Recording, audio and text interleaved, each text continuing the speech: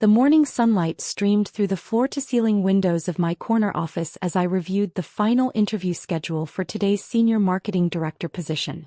At the top of the list, highlighted in yellow by my assistant, was a name that made me pause: Jessica Brooks. My sister. The same Jessica who, just 3 hours earlier, had stood in our parents' kitchen delivering what she thought was the final blow to my already damaged reputation. I'm Sophia Brooks, though Jessica had taken to calling me the family failure for the past 5 years. At 31, I was the younger sister who dropped out of Harvard Business School, disappointed our parents, and apparently wasted my potential on silly tech ventures that no one in my family understood or respected. What they didn't know was that those silly tech ventures had grown into Titan Industries, a digital marketing empire valued at $4.2 billion. What they didn't know was that the modest apartment I lived in was in a building I owned. What they didn't know was that their embarrassment of a daughter had become one of the youngest female CEOs in Fortune 500 history. And in exactly 27 minutes, Jessica would walk into my boardroom for the most important interview of her career, completely unaware that her future rested in the hands of the sister she'd spent years belittling. My phone buzzed with a text from Marcus, my chief operating officer. Brooks' interview moved to conference room A per your request. Full panel assembled. This should be interesting. Marcus was one of the few people who knew about my family situation. He'd watched me build this company from a tiny startup to a global powerhouse while my own family remained oblivious to my success. He'd also seen the hurt in my eyes every time I returned from a family gathering where I was treated like the disappointing child who couldn't get her life together. I pulled up Jessica's resume on my tablet. Impressive, I had to admit. MBA from Wharton, 3 years at McKinsey, 2 years at a boutique consulting firm specializing in brand strategy. She'd built a solid career in marketing, though nothing compared to what I'd achieved in the same time frame. More importantly, she'd built her career while constantly reminding everyone that she wasn't like her irresponsible sister. Every family dinner for the past 5 years had featured Jessica's subtle digs about my choices, my lifestyle, my apparent lack of ambition. The irony was delicious. Titan Industries was the company every marketing professional in the city wanted to work for. We'd revolutionized digital advertising through AI-driven consumer behavior prediction, created campaigns that had redefined entire industries, and offered compensation packages that made other firms look like internships. Jessica had been trying to get an interview with us for 8 months. I thought back to this morning's confrontation in Mom's kitchen.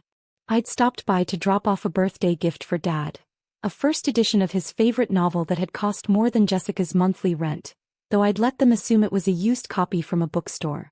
"What are you doing here so early?" Jessica had asked, looking perfectly put together in her interview suit. "Don't you have a coffee shop to run or something?" The coffee shop. That was her latest theory about my income source. She'd noticed that I spent a lot of time at various cafes with my laptop and concluded that I must work for one of them. The idea that I might be running business meetings or managing a global empire from those quiet corners had never occurred to her. "Just dropping off Dad's gift," I'd said, placing the wrapped book on the counter. "Right. Well, I hope you're not planning to hang around. I have the most important interview of my life today, and I can't afford any complications." Complications. Jessica had turned to face me fully, her expression cold and calculated. "Sophia, you're an embarrassment to our name. You're 31 years old with no real career, no savings, no prospects. The last thing I need is for anyone to know we're related." Mom had tried to intervene. "Jessica, that's harsh."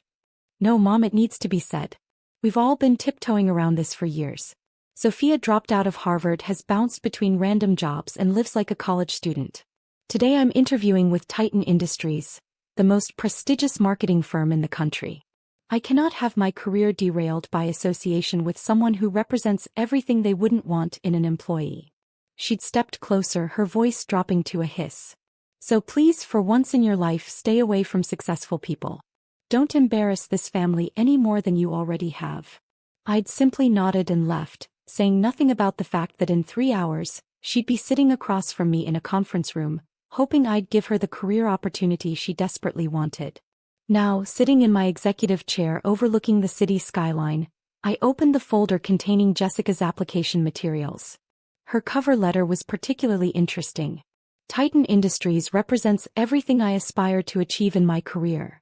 innovation, excellence, and transformative impact on the marketing industry. I have dedicated my professional life to reaching this moment, and I believe my unique combination of strategic thinking and creative execution makes me the ideal candidate for your senior marketing director position. She had no idea how right she was about this being her ideal position. She also had no idea that her embarrassing sister had specifically requested to be part of the interview panel when her application came through our HR department 2 months ago. My assistant Lauren knocked on the door. "Ms. Brooks, the interview panel is assembled. Jessica Brooks arrives in 15 minutes. Perfect. Has everyone reviewed her background?" "Yes, and..." Lauren paused, a slight smile playing at her lips. "The team is very curious about your decision to personally conduct this interview." I stood, smoothing my tailored navy suit. "Well, it's always important to meet potential family members." "Family members?" "Future corporate family," I clarified, though Lauren's knowing look suggested she wasn't entirely convinced by my explanation. Conference Room A was our most impressive interview space. Panoramic city views, a polished marble table that could seat 20, and digital displays showing real-time data from our current marketing campaigns. The numbers alone, engagement rates, conversion statistics, revenue figures, would be enough to make any marketing professional salivate. My interview panel was already assembled. Marcus Chin, our COO, Sarah Williams, our current marketing director, and David Park, our head of strategic partnerships. 3 of the most respected names in digital marketing, all waiting to meet the candidate who'd somehow secured a personal interview with the CEO. "Remind me why you're conducting this interview personally?" Sarah asked as we reviewed Jessica's portfolio. "We've hired dozens of marketing directors without CEO involvement." "Special circumstances," I replied. "Trust me, this one requires a personal touch." At exactly 2 p.m. Lauren's voice came through the intercom. "Ms. Brooks has arrived. Send her in." I positioned myself at the head of the table, back to the door, ostensibly reviewing documents on my tablet. My heart rate increased slightly, not from nervousness but from anticipation. 5 years of being dismissed, belittled, and treated like a failure were about to come full circle. "Miss Brooks," Lauren announced from the doorway, "please come in. The interview panel is ready for you." I heard Jessica's confident heels clicking against the hardwood floor as she entered the room. Her voice, when she spoke, carried that perfectly modulated professional tone she'd perfected over years of client presentations. "Thank you so much for this opportunity. I'm Jessica Brooks, and I'm absolutely thrilled to be here at Titan Industries." Sarah stood to greet her. "Welcome, Jessica. I'm Sarah Williams, Marketing Director. This is Marcus Chin, our COO, and David Park, Head of Strategic Partnerships." "And," Marcus said with barely concealed amusement, "our CEO wanted to personally conduct this interview." I turned around slowly, allowing the recognition to dawn gradually on Jessica's face. The transformation was extraordinary. Her confident smile froze, then cracked, then disappeared entirely. The color drained from her cheeks as if someone had opened a valve. "Hello, Jessica," I said calmly, extending my hand for a professional handshake. "Welcome to Titan Industries. I'm Sophia Brooks, Chief Executive Officer." The silence that followed was profound. Jessica's hand hung limply in mine, her mouth opening and closing without producing sound. Her carefully prepared introduction dissolved into stunned silence. "Please have a seat," I continued, gesturing to the chair directly across from me. "We're excited to learn more about your background and qualifications." Jessica sank into the chair like her legs had stopped working. Her eyes darted around the room, taking in the displays showing our company's impressive metrics, the view of the city skyline, the obvious markers of success and power that surrounded her. I don't understand," she finally managed. "What don't you understand?" I asked pleasantly. "The interview process. I'd be happy to explain. We'll be discussing your experience, your vision for digital marketing strategy, and how you might contribute to Titan's continued growth." Marcus stepped in smoothly. "Jessica, your resume shows impressive experience at McKinsey and Brandwell Consulting. Can you walk us through your most significant campaign achievements?" Jessica struggled to regain her composure, her professional training warring with her personal shock. Yes, of course. At McKinsey, I led the rebranding initiative for Patterson Automotive, which resulted in a 37% increase in brand recognition and a 22% boost in sales within the first quarter. Impressive, Sarah noted. What was your strategic approach? As Jessica began explaining her methodology, I watched her carefully. Despite her shock, her professional competence was undeniable.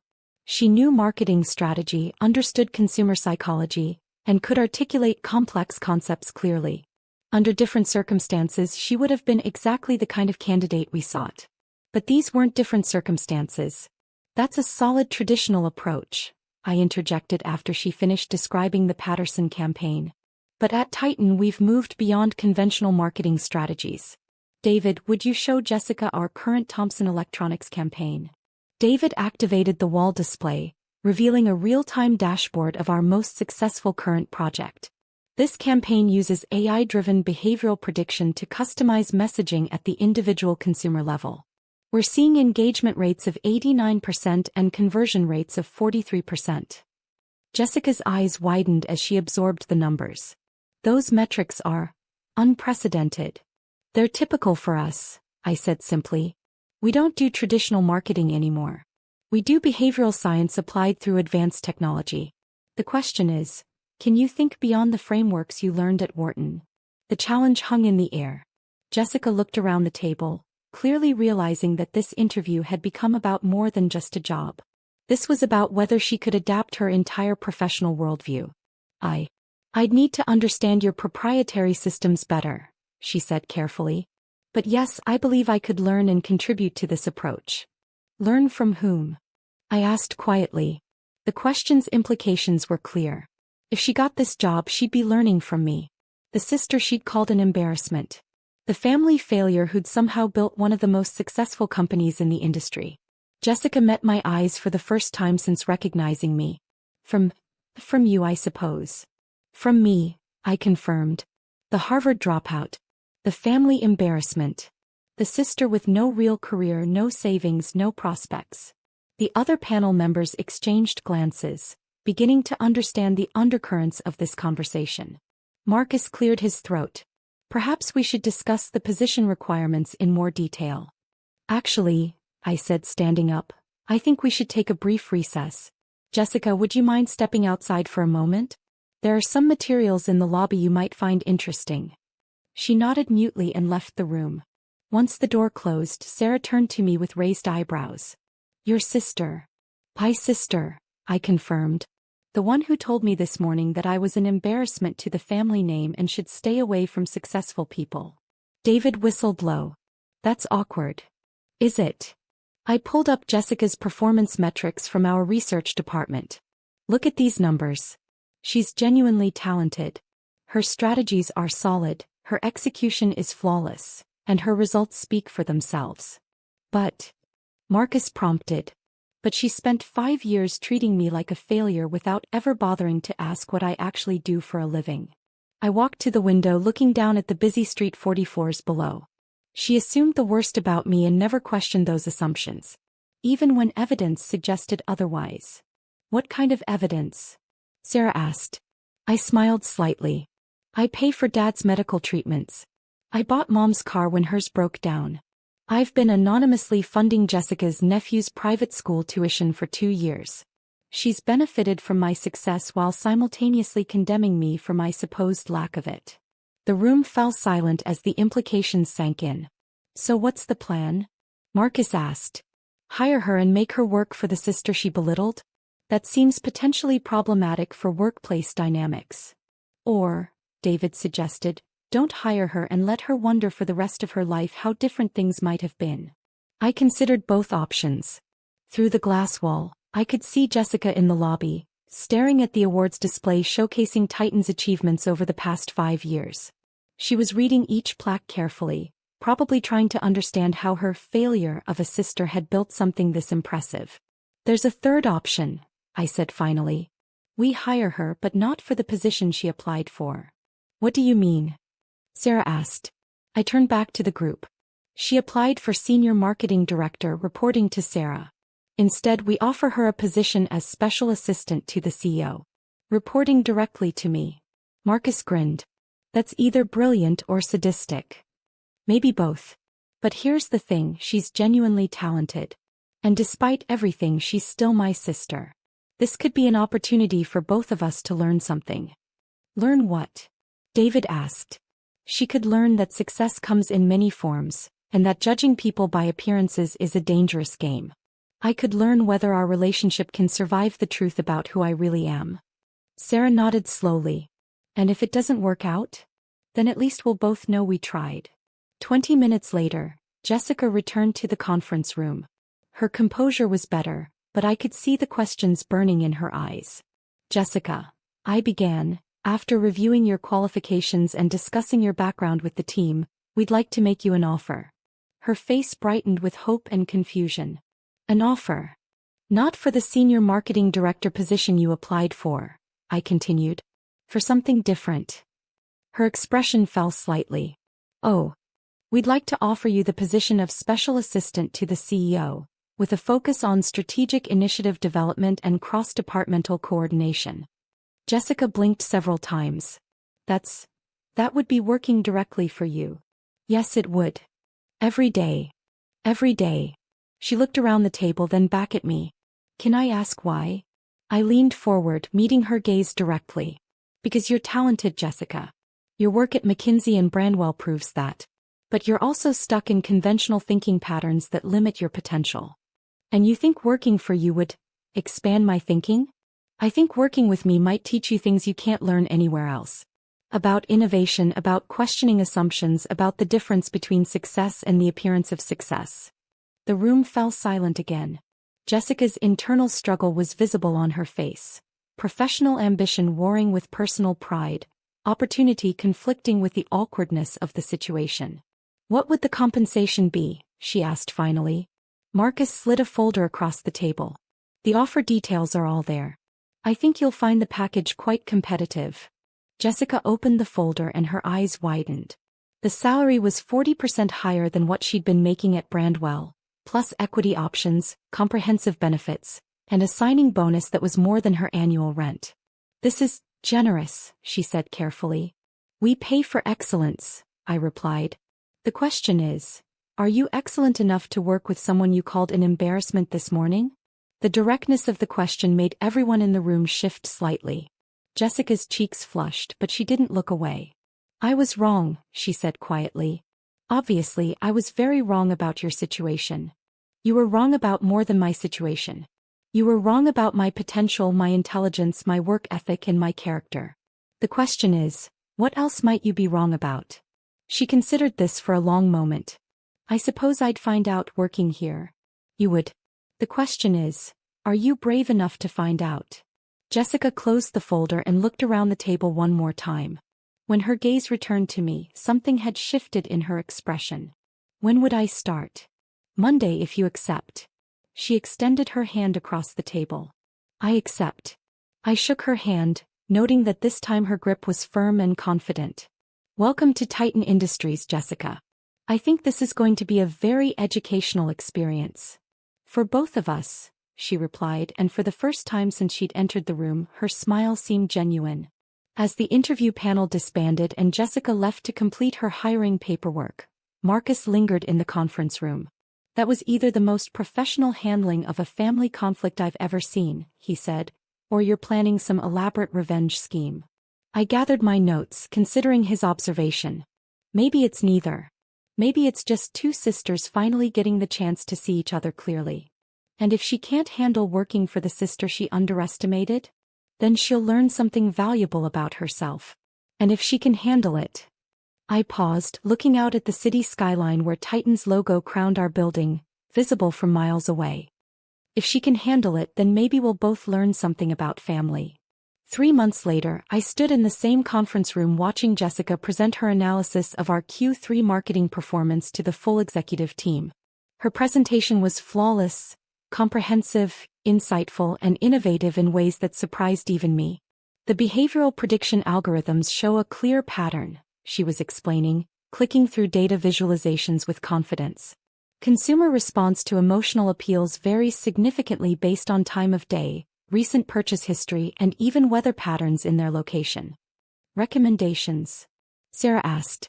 We should implement dynamic messaging that adjusts not just to demographic data, but to real-time contextual factors. I've drafted a pilot program that could increase engagement rates by an estimated 15 to 20%. The room buzzed with interested murmurs. It was exactly the kind of forward-thinking analysis that had built Titan's reputation. Excellent work, Marcus said as Jessica concluded her presentation. I'll want to review the implementation timeline with you next week. As the meeting ended and executives filed out, Jessica remained behind to pack up her materials. We hadn't spoken privately since her first day, maintaining strictly professional interactions during her integration period. Good presentation, I said, closing my laptop. Thank you. I've been learning a lot about the intersection of technology and consumer psychology. Learning from whom? I asked, echoing my question from her interview. This time her answer came without hesitation. From the smartest CEO I've ever worked with, who happens to be my sister. I studied her face, looking for traces of the resentment or embarrassment that had defined her attitude toward me for years. Instead, I saw something I'd never seen before: genuine respect. Jessica, can I ask you something? Of course. What changed? Between the interview and now, what shifted for you? She considered the question carefully, organizing her thoughts with the same precision she brought to her work. I think, she said finally, I realized that I'd been measuring success by other people's standards instead of actual achievement. You built something extraordinary while I was busy judging you for not following conventional paths. She paused, gathering her materials slowly. But more than that, I realized I'd been so focused on protecting my own image that I never bothered to really see you. The real you. And once I started paying attention, she gestured around the conference room, encompassing the empire I'd built. Once I started paying attention, I realized I'd been an idiot. You weren't an idiot, I said gently. You were operating on incomplete information. Information I never bothered to seek out because I was too arrogant to think I might be wrong. We walked toward the elevator together, our heels clicking in synchronized rhythm on the polished floor. There's something else, Jessica said as we waited for the elevator. I've been meaning to thank you. For what? For Tommy's school tuition. I know it was you. I kept my expression neutral. I don't know what you're talking about. Sophia, I'm your assistant now. I process your personal expenses. Phoenix Academy tuition payments for Thomas Bennett, age 8. My nephew's full name. The elevator arrived and we stepped inside. In the confined space, the conversation felt more intimate. How long have you known?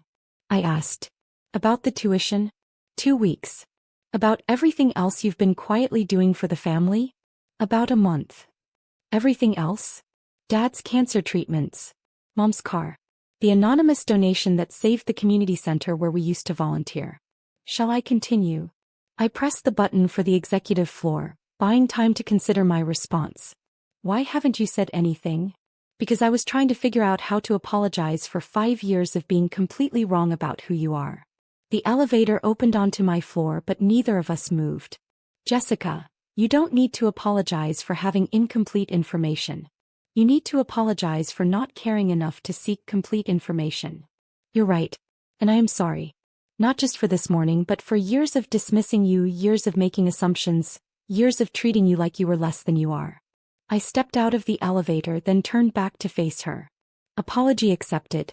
But Jessica, moving forward, we need to be clear about something. What's that?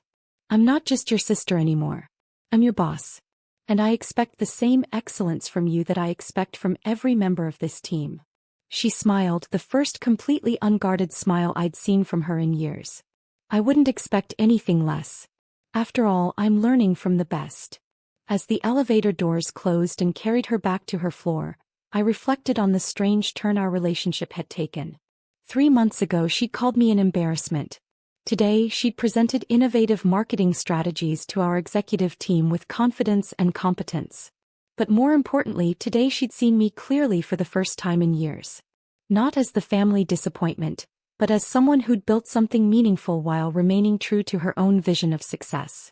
My phone buzzed with a text from her. Dinner Sunday? My treat. I want to hear the story of how you built all this. I typed back, your treat? On an assistant's salary? Her response made me laugh. Fine. Your treat.